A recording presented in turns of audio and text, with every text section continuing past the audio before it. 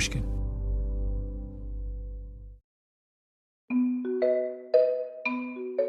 Hello, Revisionist History listeners. Malcolm here. Today we have a special guest in the house, Rachel Botsman. Rachel is a lecturer at Oxford University and a world-renowned expert on the topic of trust. And importantly, not most importantly, but importantly, she's the author of a new Pushkin audiobook, How to Trust and Be Trusted. After more than 15 years teaching trust to CEOs, entrepreneurs, world leaders, and all kinds of students, she's now sharing these powerful lessons with you in her new audiobook. You're going to get a chance to hear one of her lessons from that audiobook in just a moment. But first, I want to speak with the woman herself. Rachel Botsman, welcome to Revisionist History. Tell me a little bit about your interest in trust. How did you come to this subject? It's a funny subject to study because it's really intangible, trust. But it came from a fascination in human connection. So I've always been interested in why we're attracted to some people and we repel from others. I've always been interested in what holds groups and teams and society together. And the force, the social glue, is trust. And what I realized is that in the field of trust, you sort of have people who study like sales and negotiation. So essentially, how do you manipulate trust to get something from someone? Or you have the other end, which is like the Esther Perel end, which is like the therapist. Mm-hmm. Let's repair trust when it breaks down. And there wasn't a lot in between, which I found fascinating. Yeah. And you were drawn to this because is this something we do naturally and well, or something that we're bad at? It's a good question. We do, most of us trust naturally. It's a very intuitive thing. Most of us do it badly because we rely on intuition and not information. And especially in high stakes situations or high risk situations, we're not really taught how to trust well, how to give our trust to the right people and products and information, which is a big one. And everything about our society and technology now is speeding up those decisions. So our trust making is getting worse, not better. What would be some of the sort of most common mistakes we make when we're trying to kind of make a trust evaluation? Well, speed is the enemy of trust. So making it too quickly or under pressure is a really big one.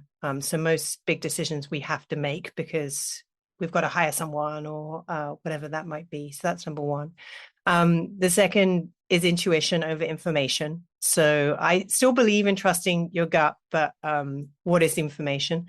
There's a lot of evidence around charisma and confidence overweighting capability. And I think we're seeing that play out in sort of leaders that are getting elected. So those that seem like bold and disruptive versus steady and capable and maybe even bland, that really influences trust. They'd be my top three. Yeah. I'm reminded of years ago, I read this study of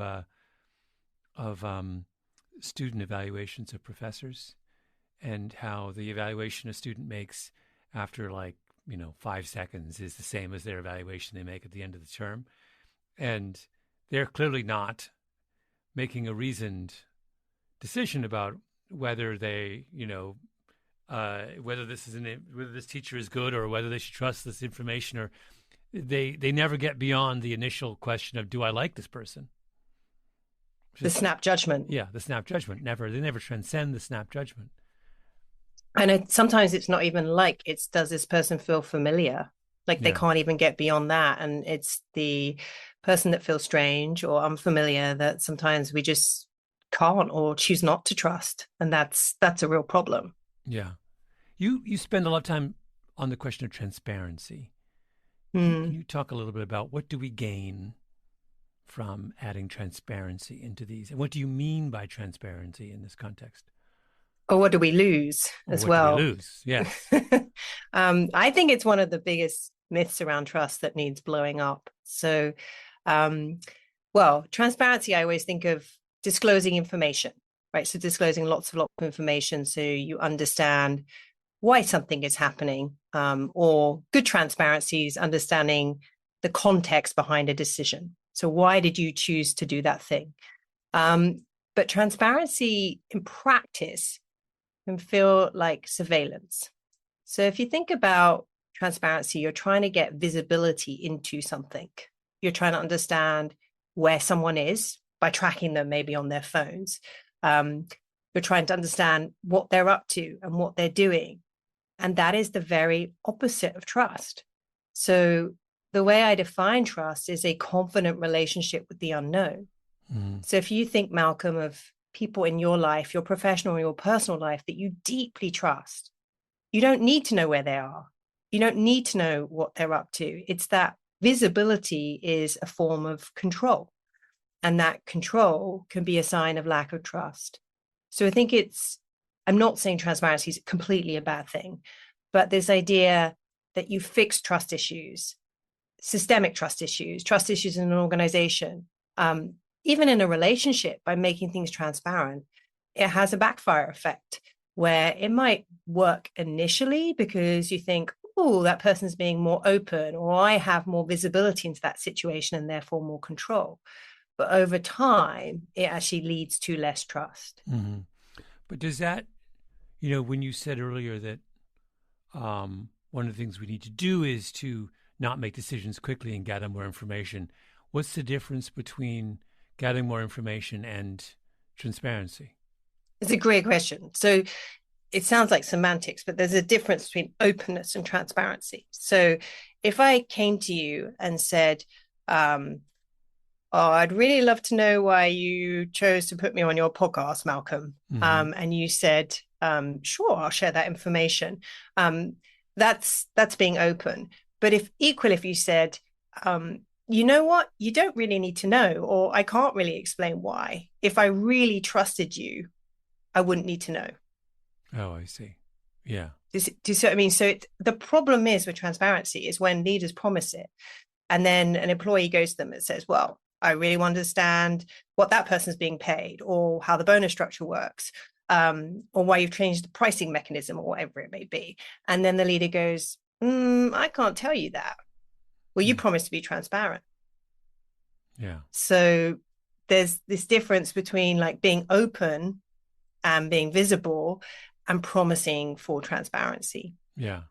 If you do this, put this in the context of leaders who are managers trying to create high trust teams, what advice do you give people who are trying to do that? Well, the first thing, often people are trying to create high trust teams because they're trying to be innovative. They're trying to get those teams to be able to tolerate uncertainty. So high trust teams and creative teams, there's a real correlation there. So one of the things I actually say is don't mistake reducing risk for increasing trust. Mm-hmm. So what a lot of teams do is they figure out all the bad things that could go wrong right at the beginning. And it's a mindset. It's like, we'll just figure out how to mitigate risk before they've even happened. And if you create those kind of cultures in your teams, your trust mindset, your tolerance for uncertainty and the unknown actually reduces. So one of the really powerful things to do is actually go, okay, how does this team expand their capacity to be in the unknown and to be in that creative space versus how much of our culture is actually wired to measuring and managing risks? That's a really big one. Mm-hmm. You want another one? Give me another one. Yeah. Curious. That one's harder to do because I don't think many organizations think they're thinking about trust, but they're actually thinking about risk. So that shift is quite tricky. An easier one that you can put into practice tomorrow is to become a better expectation setter. So many trust issues, and I think many managers and leaders are really bad at doing this, is how you set clear expectations that allow people to be empowered and to sort of live and work in the unknown. So it's like, this is what I expect of you within this time frame, within these boundaries. Now go play and go and do it. But we're often really bad at setting expectations. Yeah. So tell me, we're about to listen to a chapter from your book or an excerpt from your book. Can you tee it up for us? What are we about to hear? You're about to hear the introduction, or chapter 1, which really lays the foundations on what trust is, and how it works in our lives. And I find it fascinating and also a beautiful thing that trust has more definitions than love. So it is the most debated sociological concept in our lives. And so in chapter 1, we really dig into this understanding of what trust is and how it works and how it influences your decisions and choices in ways that you may be aware of or may never have thought about before. Yeah, wonderful. Rachel, this has been really fun. And I think I speak for all of my listeners when I say that we are looking forward to hearing what follows. Yeah, I really hope it changes the way people think about trust. That's the reason for doing this. Yeah. And the name of your book is? It's called How to Trust and Be Trusted. Intentionally a two-way title because trust is something that you give and something that you earn. And we have to think about both those things in our lives. Yeah. Thank you so much, Rachel. Thank you, Malcolm. How to Trust and Be Trusted by Rachel Botsman is available on Pushkin.fm, Audible, Spotify, and anywhere you get audiobooks. Keep listening for a preview of the audiobook.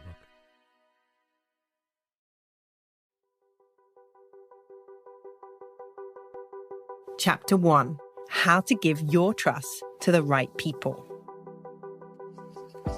Have you ever trusted the wrong person? In this chapter, I'm going to teach you a really important workplace skill: how to give your trust to the right people. Because we can all learn how to make better trust decisions. I know firsthand about bad trust decisions because when I was 5 years old, my parents put their trust in the wrong person. A nanny.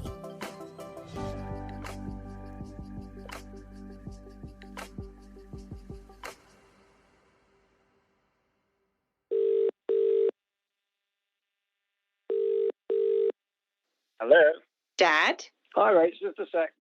I called my dad to ask him more about it. So, I'm calling about the nanny. Mm-hmm. You know which nanny? I think I know which nanny. A nanny I'll call Doris. It's hard to ever forget Doris. What was your first impression of her? What do you remember when she came into the house? She was very unimpressive, which is quite a good feature in an au pair. Unimpressive? What do you mean by that?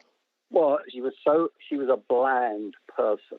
It was just inconceivable that somebody like that could do those sorts of things. Oh, yes. Bland old Doris got up to all sorts of things.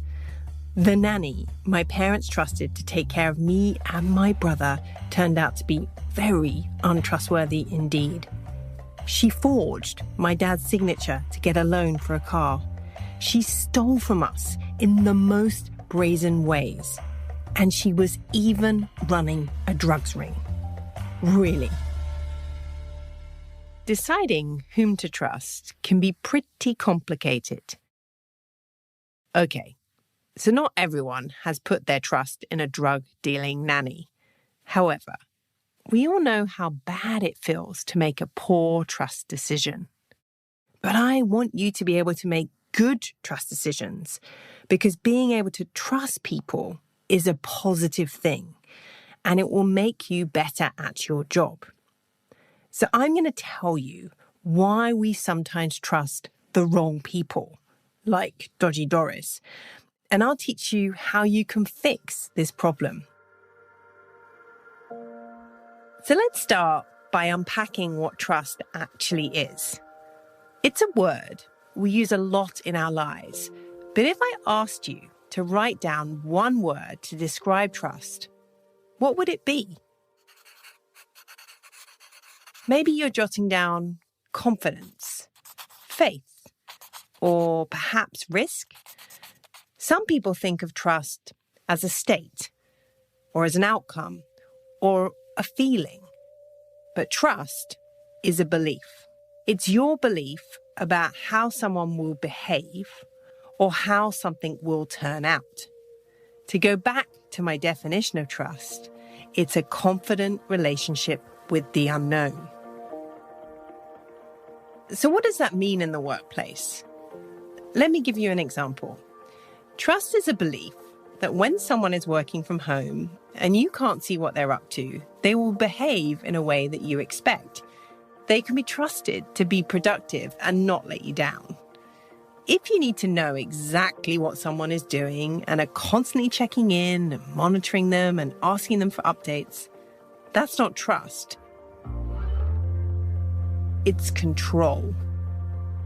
Once you see trust as your belief lens, it can have a profound impact on the way you make decisions and how you behave at work. Trusting another person is complicated.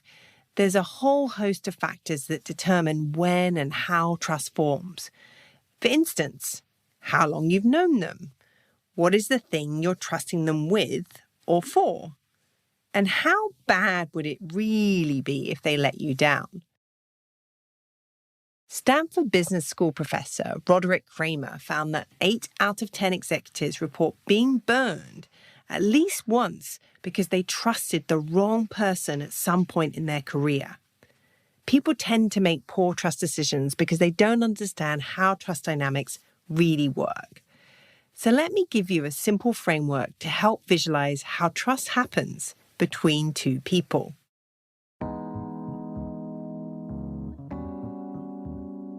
In any relationship, there are two players, the trust giver and the trust receiver. Let's start by focusing on what it means to be the trust giver. A trust giver is the person that is deciding whether to trust someone, a boss, a colleague, a friend, or in my dad's case, the nanny. As the trust giver, we have an important choice. Do we trust them or not? What influences our choices and decisions is called a trust signal. Trust signals are small clues we knowingly or unknowingly use to decide whether another person should be trusted. How someone speaks, the questions they ask, who they're with, what they're wearing, and even how they say, "Hi, how are you?" These are all trust signals. In other words, the way we make a trust decision is based on pieces of information we pick up from another person. The tricky thing is, we don't always look for or interpret trust signals in the right way. Some trust signals are way louder than others, because often we unknowingly tune into the signals that we want to see, that are familiar to us. Becoming aware of the trust signals you're tuning into is the first important step in making smarter trust decisions. Here's a simple exercise to try. The next time you meet someone for the first time, try to stay aware of what you're tuning into. Is it their voice, their clothes, their demeanor, or their posture? Similarly, what questions do you ask them in the first few minutes? Just becoming aware of how you're looking for things that are familiar can be powerful. Making trust decisions based on familiarity is a tricky behavior to change because our assumptions about whom to trust are deeply wired. They're often biases that have been with us since we were very young. When you're about 3 months old, you start trusting people who look like your parents more than other people. Maria Konnikova is a psychologist and author who's written a lot about distrust. She's an expert in the ways trust is exploited by everyone from con artists to poker players. And she happens to be a champion poker player herself. We trust people who seem like us, who look like us, who sound like us much more than we do people who don't. That's something that con artists, by the way, manipulate all the time as well. Oh, you're from New York, I'm from New York, and they might not have ever been to New York, but they try to get those little superficial similarities so that we have a basis for trust. There's a fascinating study on the link between trust and familiarity. The study, done by a professor named Lisa D. Bryan from the University of Glasgow, showed how facial resemblance enhances trust. Participants in an experiment were shown faces of strangers to be potential playing partners for a game. When the face of the stranger was similar to the face of the participant, they were more likely to trust the unknown person. Take a moment to think about that. Have you ever trusted someone just because they felt familiar? Maybe they went to the same school as you, like the same sports team, or maybe, as in the study, they even looked a bit like you. Familiar trust signals are often the loudest because of what's known as confirmation and desirability bias. We use them to confirm our own ideas about how someone or something should be, or how we want them to be. That's what happened with my parents and Doris the nanny. She showed up wearing a navy-coloured uniform, complete with a bonnet hat. She had a mop of curly hair and large steel-rimmed glasses. She even played the tambourine. I'm not joking. What a trustworthy person she must be.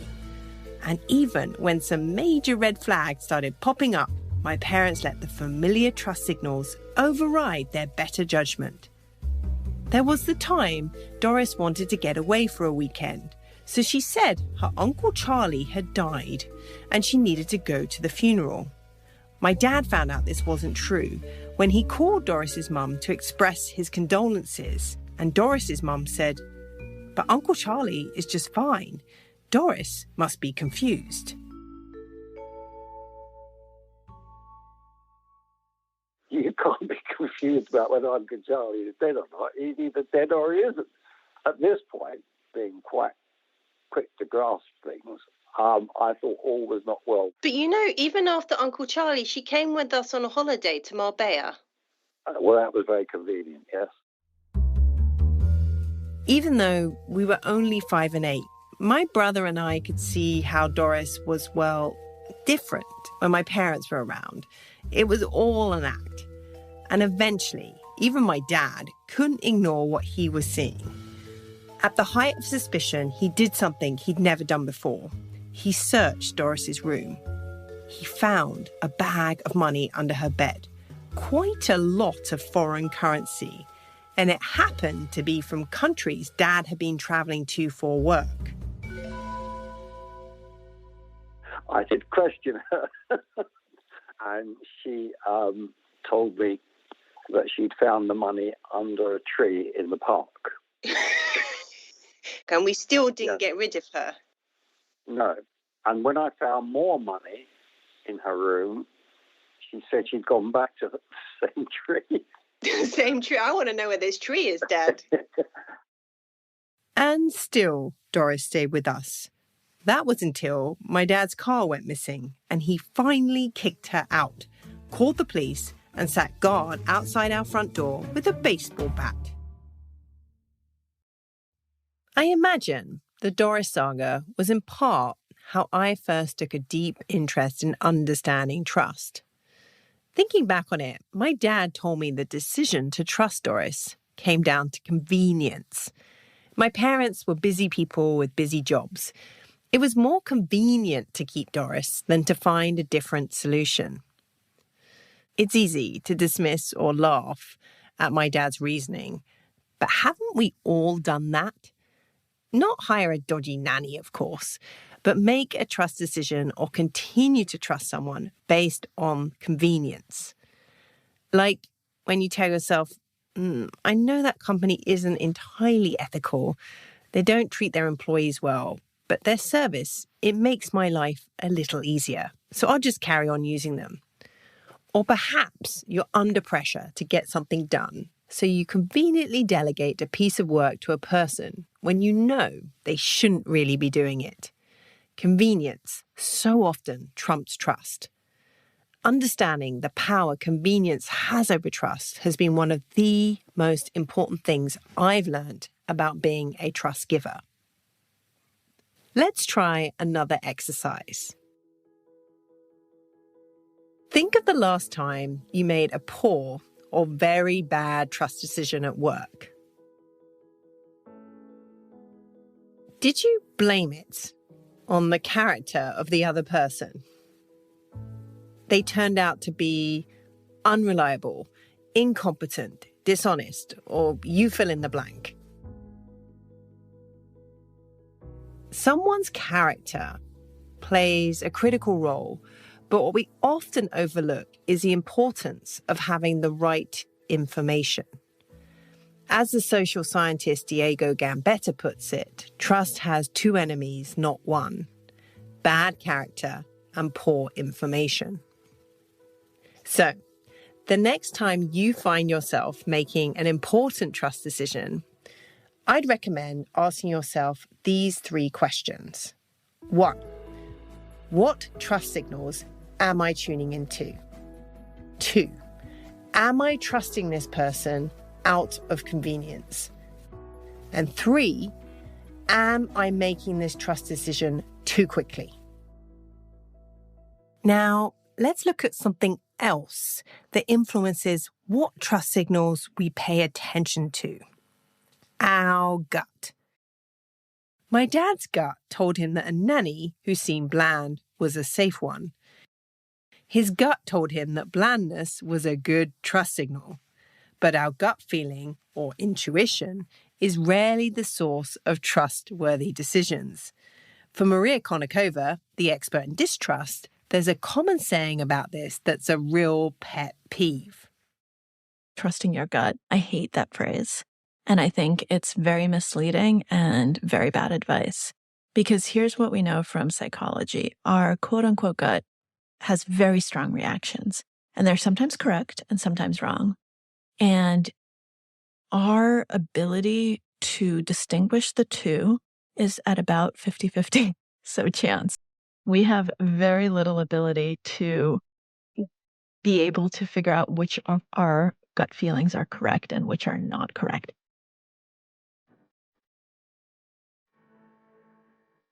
So let me share with you something from my research that has made me think differently about the role of gut feeling in giving trust. Gut feeling is not the decision maker, but a decision driver.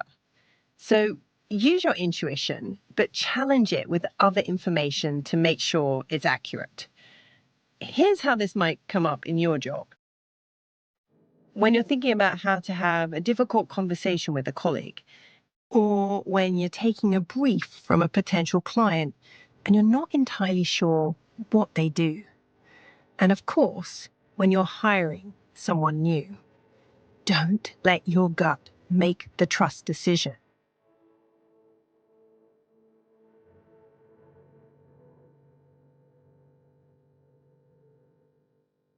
Throw your gut out the window. You don't know. You are relying on people perception that is most often wrong. That is why so many hiring decisions are so terrible, because people go with those feelings. And we know that those thin slice judgments are made within the first few seconds of meeting someone. And that's when your hiring decision is made. And that's just crazy. How can you base someone you're going to hire into your organization based on 2 seconds, 10 seconds? It doesn't even matter, 20 seconds. Anything that has seconds after it should not be a basis for such an enormous decision.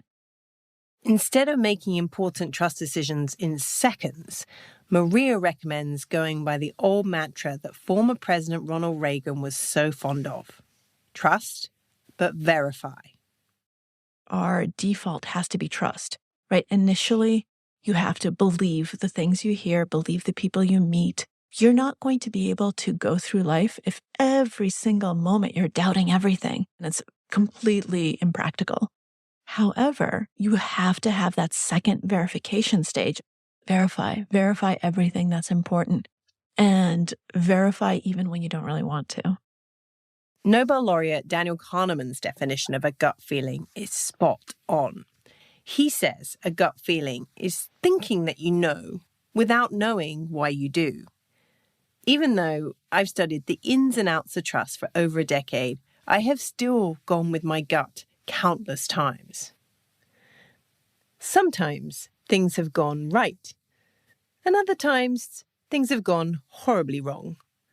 So let me share with you a useful tool that will help you better read trust signals. It's called a trust pause. A trust pause is a healthy hesitation where we question if a person, a product, or a piece of information is worthy of our trust. If you find yourself wanting to make a trust decision quickly from your gut, take a trust pause and ask yourself the following questions. Where is this confidence coming from? Am I seeing or hearing something I want or need to believe to be true? Is it because this person feels familiar or similar to me? And a really important question. What information do I still need to make a reliable decision? When you put these questions into practice, they will intentionally slow you down. Now, I know that in a world that's so driven by efficiency, this might sound counterintuitive, but speed can be the enemy of trust. I'm not suggesting you overthink every single trust decision. I mean, you'd never leave the house. But if it's something important, take a trust pause. For example, if you have some sensitive or confidential information to share with your boss, take a trust pause before speaking to them. If you're going for a new role in an organization, take a trust pause to speak to someone in a similar position. If you're starting an important contract with a new supplier, take a trust pause to speak to some other customers. Are you sure? Are you sure? That's at the heart of a trust pause. It might feel like you're wasting valuable time, but otherwise, you may be left wondering why you didn't pause for a bit longer before giving your trust. Because once trust has been given, it's in the other person's hands to take care of or break. My dad could have taken a trust pause with Doris, and it would have saved a lot of anguish and his Volvo. Of course, there are regrets, but after everything, it hasn't really changed my dad. He just tends to trust people. I have run my life on the basis of trusting people. And I found that generally that has worked out for me. And has that trust been abused? A bit. But I think that what I've gained from trusting people is more than if I've been constantly looking over my shoulder or not trusting people. And by and large, that worked out okay. Some people trust too much and too readily, like my dad. They have what psychologists call a high propensity to trust. They assume they won't be taken advantage of. Human beings are wired to trust. Trust is our default state. And the only reason society exists and all of our institutions exist and just the world functions is because of trust. Here's something else Maria helped me rethink. The existence of con artists like Doris actually says something very good about humanity. That may sound strange, but the only reason they succeed is because as people, for the most part, we are trusting. As the late master magician Ricky Jay once said, you wouldn't want to live in a world where you couldn't be conned, because it would mean you're living in a world where you never trusted anyone or anything. And that, to me, just gets at the heart of it. You know, the fact that I can get conned is the flip side of the fact that I believe in things, I believe in people, and that's beautiful. There's no one-size-fits-all approach to trust giving. Ultimately, trust is a choice. It's yours to give or not. So let's just recap the 4 main ideas about giving trust that you can now put into practice. 1. Be aware of the trust signals you're tuning into by remembering that we tend to trust what's familiar. 2. Recognize when you're allowing convenience to trump trust. 3. Reframe your gut feeling as a decision driver, not the decision maker. And finally, 4. Speed can be the enemy of trust. So take a trust pause to get the right information. I'm going to leave you with a question to think about as we head into chapter 2. How do you get someone else to trust you?